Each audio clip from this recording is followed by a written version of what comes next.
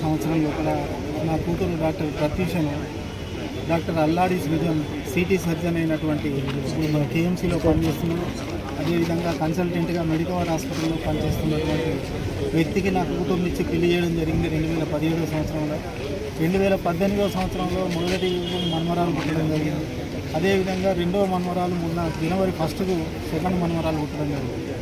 ఈ మధ్యకాలంలో బాగుంటున్నారు అని చెప్పి నేను సంతోషిస్తున్నటువంటి తరుణంలోనే ముఖ్యంగా ఎప్పుడైతే మెడికవర్ హాస్పిటల్ అనేది ఓపెన్ అయ్యిందో ఆ ఓపెన్ అయిన దానికి ఇంటర్వ్యూలు చేయడానికి వచ్చినటువంటి భానోతు శృతి ఎలియాస్ బుట్టబొమ్మ అని చెప్పి ఇన్స్టాగ్రామ్లో ఉన్నటువంటి వ్యక్తి ఆ ఆడదేవత అయితే ఉన్నదో అది మొత్తం ట్రాప్ చేసి దాని మాయలో పడి ఈయన కంప్లీట్గా దాన్ని చేసుకోవాలని ఒక దురుద్దేశాన్ని లోపల పెట్టుకొని నా బిడ్డను కుట్టడము తిట్టడము ఒక రకమైన టార్చర్ చేయడము ఈ దాదాపుగా 8-9 నెలల నుండి ఇదే జరుగుతూ వచ్చింది. నా బిడ్డనేమో మారుతాడు మా నాన్న నా పేషెంటు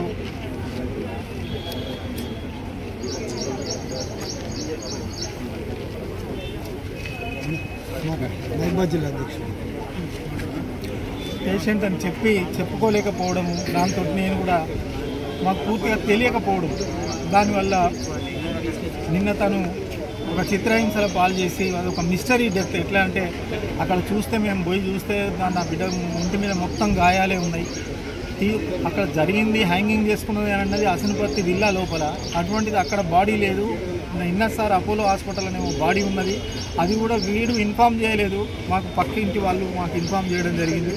మేము తెలుసుకొని పోయేసరికి పాప ఒంటి మీద మొత్తం గాయాలే, మొత్తం బ్లీడింగ్ మొత్తం ఉన్నాయి. ఇట్లా ఉన్న తర్వాత అక్కడ ఉన్న పోలీస్ డిపార్ట్మెంట్ వాళ్ళందరూ కూడా రావడం జరిగింది.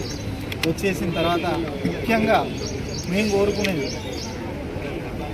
డాక్టర్ సృజను, భానోతు శృతి, అదేవిధంగా వాళ్ళ తల్లిదండ్రుల పైన కఠినమైన చర్యలు తీసుకొని మాకు న్యాయం చేయాలని చెప్పి మేము కోరుకుంటా ఉన్నాం. ఇంట్లో ఎవరు ముఖ్యంగా పోలీస్ డిపార్ట్మెంట్ వాళ్ళని కూడా కోరుకునేది ఏంటంటే మేము మా బ్రదర్ ఇట్లా అందరం కలిసినాము, ఏసీపీ గారిని తర్వాత సిఐ గారిని వారిని కలిస్తే వాళ్ళు ఇమ్మీడియట్గా రెస్పాండ్ అయ్యింది.